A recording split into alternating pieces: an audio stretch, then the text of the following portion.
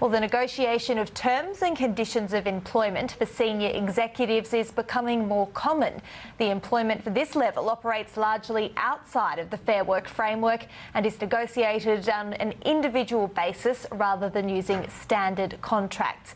Employers also need to comply with the additional requirements under the Corporations Act and the Competition and Consumer Act.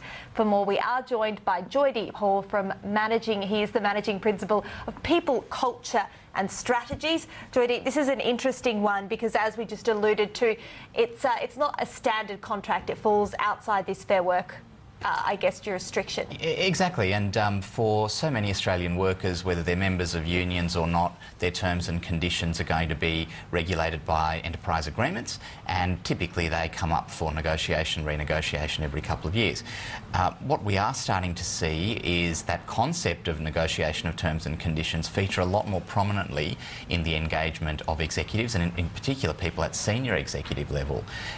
And it's not just at the time that they're starting with a new organisation or starting newly with an organisation. It's happening increasingly commonly for those employees who are on fixed term contracts, 3 years, 4 years, whatever, at the time of those contracts being renegotiated. And I think there's been this shift from it going from what was previously just being presented to them as well, this is it, sign it and we move on, to no, actually we're going to have a discussion and a negotiation about this. Yeah, so what kind of clauses are they interested in changing? Well, I think obviously the main thing for most people is pay and remuneration and benefits, so not just the salary, because often there'll be some restrictions around what the employer can and can't do, and that's very clearly articulated when there are difficult economic times. So employers and senior executives will often think about creative ways of introducing incentive schemes, whether they're longer term incentive schemes linked to options and shares and what have you, or short-term incentive schemes, which are more traditional, bonuses based on performance. And where it starts to get interesting is the connection between an executive's individual performance and the linkage between their pay and the performance of the business as a whole, because a lot of companies would say, well, it's not just about how well you do, but it's also about how well you drive the performance of your division or the business.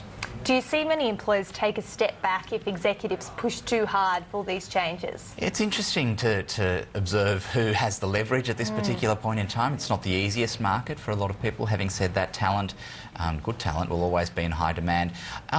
There are a few employers who will say this is in the too hard basket and will often be a bit reticent to engage an employee who they see as pushing too hard at the time of negotiating their terms and conditions, because they think this person's going to be a nightmare to have within our organisation if they're being so difficult and they haven't even started.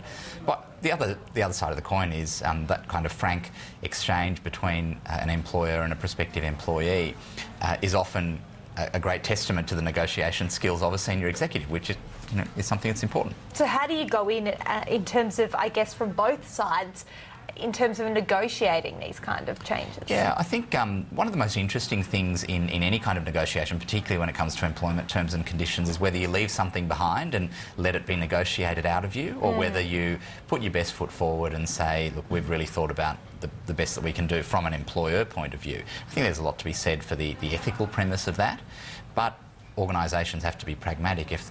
If there is a feeling on the other side that someone wants a win and wants some kind of improvement through that negotiation process, then why would you put all your cards on the table? On the executive side or the employee side, it's very important to be clear about what are the not negotiables or the really important things that they're looking for, and to think outside the square of money and remuneration only.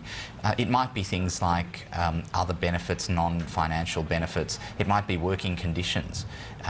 For example, the capacity to work from home 1 day a week might allow a lot of advantages to an employee to tie in with their particular family circumstance, or indeed just for the opportunity to get quiet work done. So those kinds of things, a bit of lateral thinking is very important. But the biggest message I'd pass on to both employers and employees is you might be looking at a 15, 16-page document in some instances.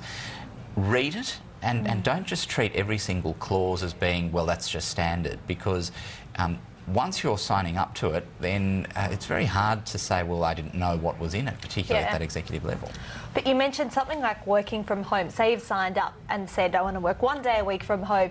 Is that the end of the legal issues? I mean, how legally enforceable is that in terms of, I guess, from the employee's perspective? Yeah, well, the premise would be that if an employee has had the chance to get advice on their contract and they've actively negotiated it, then that's a binding deal. Now, any arrangement can be varied with the consent of the parties. So if someone's circumstances change, then you approach the other side and say, can we negotiate a variation?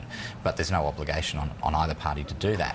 When it comes to flexibility, and particularly where it ties into carers' responsibilities and those kinds of matters, there will be some expectation from an anti-discrimination point of view, etc., that the employer is a bit more obliging. Joydeep Hall, thank you very much for joining us today at this early hour. We really appreciate it. No problem. Thanks. Well, moving on.